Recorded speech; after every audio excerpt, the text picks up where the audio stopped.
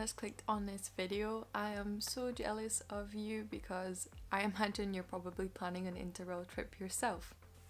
I remember in 2017 when I was planning my first Interrail. I was only 17 years old. This was going to be my first big travel ever, and I watched every single video on Interrail that was on YouTube at that time, and that was a lot of videos. Quick tip before we get started, I recommend you watch every single video about Interrail because it's just gonna hype you up that little bit more, and the truth is, the excitement before a trip always ends up being one of the best parts. And if you are going to watch other Interrail videos, I recommend you check out my playlist on Interrail vlogs, Interrail tips, travel hacks and things like that. So in this video I'm going to tell you what I wish I knew before I head off on my first Interrail trip. Let's go. Now, as someone who is a bit of a control freak, my first tip would be don't book every single hostel before you go.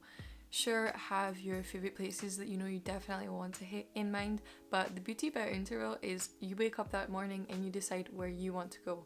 Maybe you've met someone in a hostel and you want to spend more time with them. Maybe it's a romance, maybe it's a friendship, who cares? You should leave your schedule a little bit free, and then it means that you can go and travel with new people. However, if you are planning to go in the summer months of July, August, where a lot of Europe is on vacation, with all of the most travel destinations in Europe, I do recommend you book the hostel in advance, because if not, you might lose out on the best hostels that are available in that city, and that would be a bummer. Next tip, Interrail is so quick paced, you have no idea. If you're traveling every 2, 3, 4 days for more than 3 weeks, you are gonna be shattered. Trust me on that.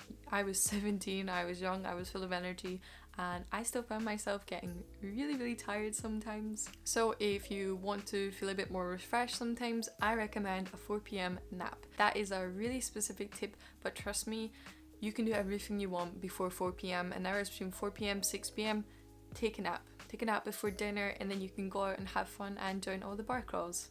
Which brings me to my next point. Take advantage of all of the events that hostels have to offer, because this is going to be the time where you're going to meet the most amount of people, you're going to have the most fun, and most of my favourite moments during Interrails have been with hostel events. Never miss out on a bar crawl, and you can sleep tomorrow at 4 p.m. For tip number 4, Interrail can get expensive if you do not daily budget. My first Interrail, I took a note of every penny I spent every single day, so I would budget myself. That was a good idea. I recommend you do the same thing.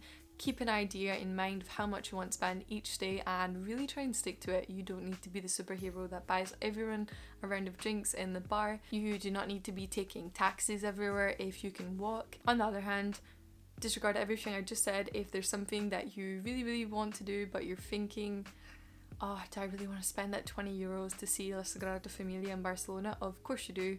Spend your money on that. So I guess my tip for this would be budget and don't spend money unless it's going to make a difference to your trip. Speaking of big events you might want to do, I would recommend looking at the places you're planning on visiting and seeing if there's any dates in particular that would be the best to go, whether it be a national holiday, whether a festival is going to take place in that city, and have that as one ballpoint of your trip that you are going to be there at that time, because moments like these are the best. I remember in France, I was in Paris over the national holiday and there was an amazing fireworks display at the Eiffel Tower and it was unforgettable. We also did a hideout festival in Croatia, and as much as I'm not a festival girl, I found it really fun to experience something new. For the next tip, as I was saying earlier, July and August can be really busy times because the majority of Europe is on vacation, which means the majority of people are available to travel. So if possible, if you're a student like myself and you're going, take that month of June before. You can have the summer month with a little bit less tourists, and if your trip bleeds into July, you can see the best of both worlds. You can see the really full fun hostels,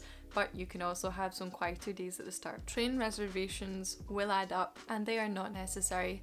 I don't know why the Interrail website really pushes you to book reservations on everything. If you check the app, there'll be a lot of things where it says reservation compulsory, and as someone who's done the trip twice, once in summer, once in winter, you do not need a reservation on every train. The truth is the Interrail ticket gives you your reservation, however it does not give you a seat reservation, so you can get on that train but you're not allowed to sit on the seat if it's busy, and the seats will be given to other people. So say you're going to Amsterdam from Paris, that's a busy train and you should 100% book, otherwise you might not get on. However, if you're heading off to Eastern Europe, I don't think I booked a single train ticket there. Maybe I'm cheating the system, I don't know, but I did it twice, you can do it too. When it comes to booking your hostels or accommodation, 100% you should be staying in hostels. I stayed in a couple Airbnbs on my trip, and those specific trips were just not as fun because I wasn't meeting as many people, or it was harder to meet people. So you should try out hostels. If you don't like it, that's fair, use another form of accommodation. And a tip for booking hostels here is use Hostelworld as a guide. Now, what I mean by that is look for all the hostels that are available, but when you find out the name of a hostel, check their own website because you might be getting a better deal. You might get free breakfast in that hostel compared to Hostelworld, which might give you an extra charge. Next up, it is 100% okay to go interrailing solo. A lot of people have done it. I've done it on certain cities that I travelled, and I would love to do one solo myself. So if you're a little bit scared, you might not meet people, or you might get too nervous, try it. You will find people to cling on to if it comes to it, but I assure you, you're gonna love traveling solo, and it's gonna be that little bit more freeing than if you're with other people. That brings us to my last tip, which is you should document everything. You should be journaling when you're on a train about the last city you're visiting. You should be filming anything you can, whether it's on your iPhone or you buy a GoPro or a professional camera to film it. You're going to make unforgettable memories on this trip, and you're going to have a ball, so you do not want to forget that in the future. I'm so grateful that I documented both trips the way I did, whether it was me making stupid vlogs or the abundance of photos that I took. So that's it for the tips today. As I mentioned earlier, I'm making an Interrail series, so if you're curious about how much Interrail costs, check the video up here, which is a breakdown of everything I spent on my first Interrail trip and some extra money saving tips. Thank you for watching. Stay tuned for more storytelling and Interrail videos from myself bi-weekly, and bye bye.